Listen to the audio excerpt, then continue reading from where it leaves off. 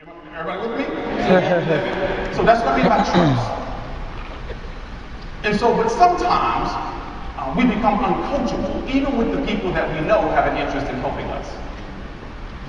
I'll give you a quick story. I was in Africa. We got on this little plane, 4 seats, and flew to this island of Infantamo.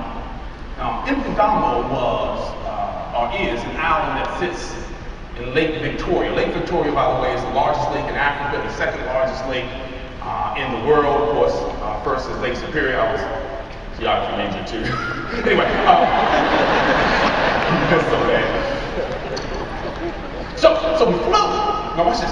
We're on this plane, and while we're in the air, the pilot looks at me and says, "Would you like to fly?" I said, sure. So he says, did a quick explanation, like a 20-second explanation of what the instruments meant. And he says, all you have to do is keep this down here. So I said, okay. So he kind of let his controls go, and he left it on me. And it was a little jerky at first, and I got it under control, and I felt good. Taking a picture in the back. Right? It was fun. So he says, what about the length? So let me take that control. Sure. Now, as we approach this strip, which is a dusty, short strip on this island, he is mine. And I'm thinking to myself, he is going way too fast to land on this strip. But he's the pilot. I've had 2 minutes of flight time. But I'm thinking, I might want to tell him how he needs to fly. Watch this. So he's going fast. And I'm like, just don't say anything. Because who am I to talk to the pilot who's taking 40 hours of flight time for a private plane? You got to have nighttime flight. You got to read all these manuals. You got to take control. You got to know the look. There's so much training. Some of you are pilots in the room. There's so much training to become a pilot. It takes folks months and months and months, if not years, depending on their schedule, and a lot of investment. But here I am, 2 minutes of flying time. And then I couldn't hold it. I said, hey! She didn't coach. I said, hey, you're going too fast, man. You got to slow down. This is serious. I'm not joking.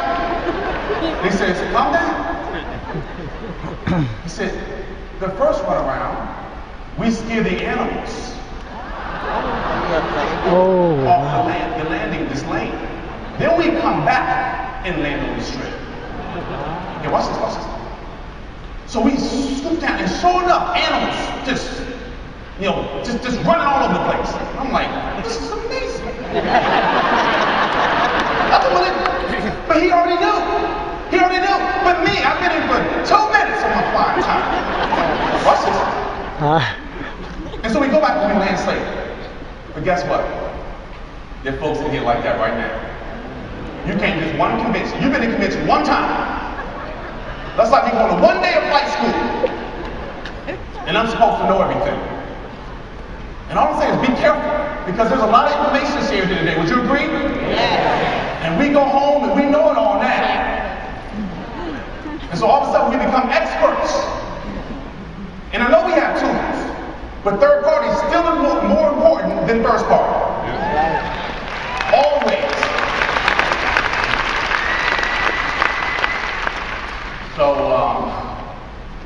So we did it one time, and we know a couple of, we've learned a couple of acronyms, PBR, PCC, but that's like me talking to the pilot. And there's all types of VFR, these type of things they use as pilots. Wind shear, when the wind is blowing in different directions. But listen, guys, you gotta still go home and go to your basic training, Super Saturday trainings, regional trainings. This can't be the only training you go to. So just because you're committed here does not mean you go home and don't make it to your next Super Saturday event.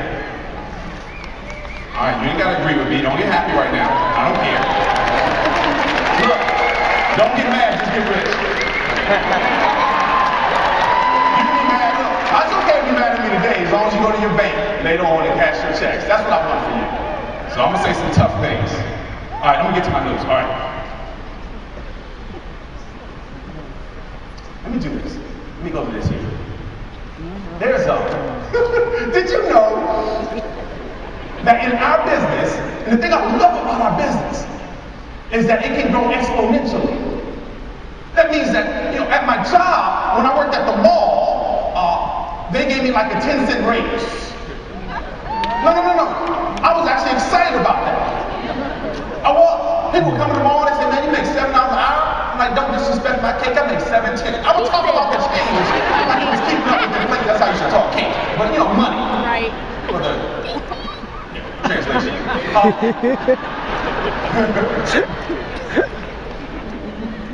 So, in this business, things can grow exponentially for you.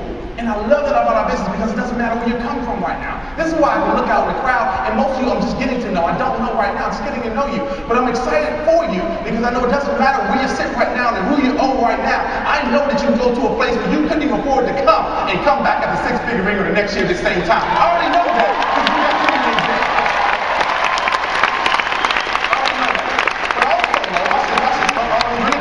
But I also know that you can leave out of here and you can do all the right activities, but you just happen to run into knuckleheads. You know what I mean? The people that say they're going to show up and they don't show up. The folks that say, come to my house on Friday because I get paid, and they don't answer the door. The folks, everybody with me, the folks don't even answer the phone any longer when you call. So that's still going to happen, even though we're legal still now, not prepaid legal. The people out there are still the same, even though you changed. Okay, I know you don't want to hear this, but I'm going to tell it to you anyway. So, there are going to be some folks that only make about $300 a month. I know you don't want to hear this, but let me tell you what can happen. Because I know a gentleman who made about $300 a month for an entire year, but he stayed in the game. Now, it's hard to stay in the game when you're married, you try to support a family. And you're bringing home an extra $300 a month. And you're spending more time away from home. Maybe you're spending money or investing money in your Super Saturday events. You're investing money in some of your tools and things that you want to invest back into your business. But yet you only bring home $300. This gentleman made about $3,000 in 2003 when he joined our business. But he kept going. 2004, made about $11,000. Now most folks don't last that long. Most people don't last that long no matter how much they make. I know folks who made $10,000 a month and still quit. Yeah. This man was making $11,000 in his year. Second year, I'm sure his friends were laughing, saying, come on, man, $11,000 for the year, that's still not even $1,000 a month. Why are you wasting your time? $14,000 in 2 years combined. Are you serious? But he stayed in the game. That was 2004. In 2005 to 2011, he became a millionaire club member.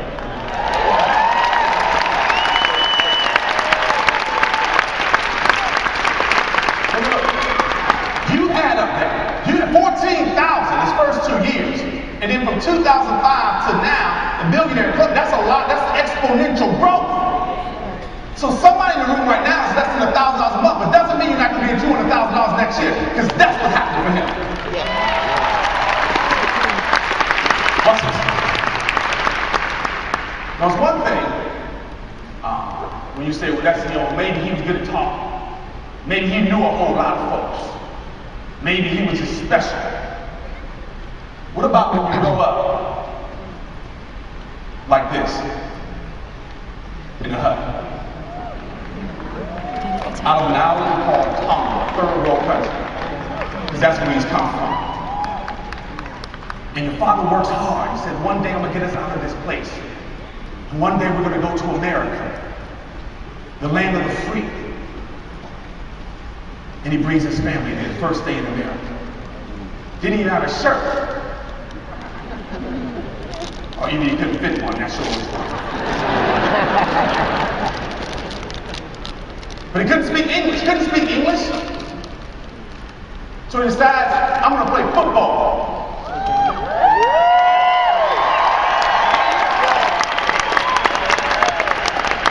So he played football to learn how to speak English.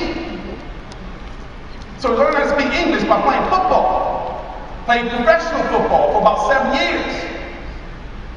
Then he became a counselor at a school, making about $700 a month was his first check. But he got involved in prepaid legal. Lifestyle completely changed. Has helped several people to earn six figures. Now the Millionaire Club member. Let's give it up, Mr. Darnell Self.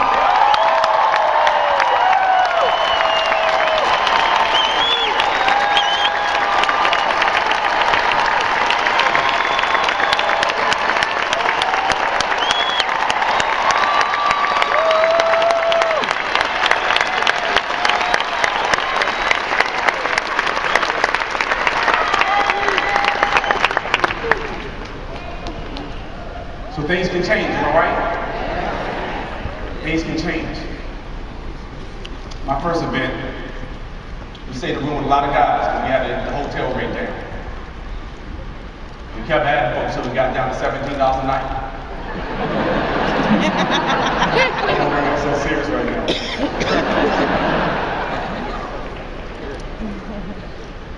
But I knew. Now, I don't know why. People say, did you know you were going to make $1 million? Did you know you were going to become an executive? Did you know you were going to go to platinum? Did you know so many folks are earning six figures on the team? I just knew that God had something better for me. I didn't know when. I didn't know how. My situation didn't speak to it, but I spoke to it. So I knew at some point it was coming. You couldn't talk me out of it. It's just like, there's got to be somebody else in this arena right now, just like the old Darnell Self. There's got to be this.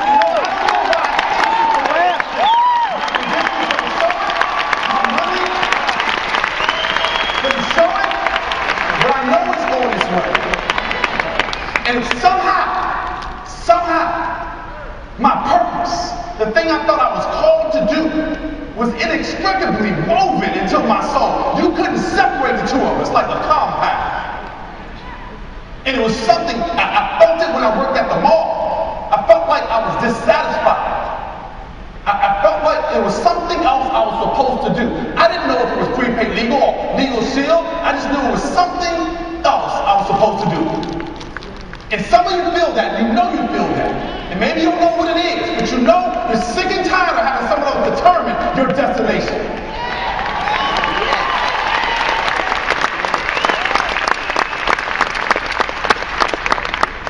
And there's some men and some women who have thought that way before us. There's a gentleman who went to jail 5 times. But his purpose wouldn't let him stop. He said, I'm going to keep going. You can spit on my face. You can throw me in jail. But I got a mission. I got something I've been called to do. Dr. Martin Luther King. You couldn't separate. You couldn't separate from what he was called to do. And you know, it's amazing to me because there's people like, Mandela that went to jail for 27 years. Released in 1990, became president of South Africa in 1994. 4 years, how did he go to jail for 27 years, come out, become president 4 years later? It's because whatever he was called to do, he couldn't stop. 27 years couldn't keep him away from what he was called to do. But some people quit this after 2.7 days. So if things are going to be tough for you, maybe you may be locked up mentally when you go home, frustrated. Can't figure out how to get out of where you are. I'm just saying, don't give up if you feel like you've been called to do something more. So I sat there in the seats, like some of you are right now. And I felt like, you know what, there's something else I'm supposed to do. All I knew is that I love helping people. Anybody else like helping people in here? And I thought to myself, no matter what it takes, I'm just going to give. And one day it's going to come back my way. There were times where I couldn't afford to give to anybody else. I couldn't afford to pay my own bills. It didn't prevent me from giving. This isn't about me. I'm just an example of what can happen for anybody in there.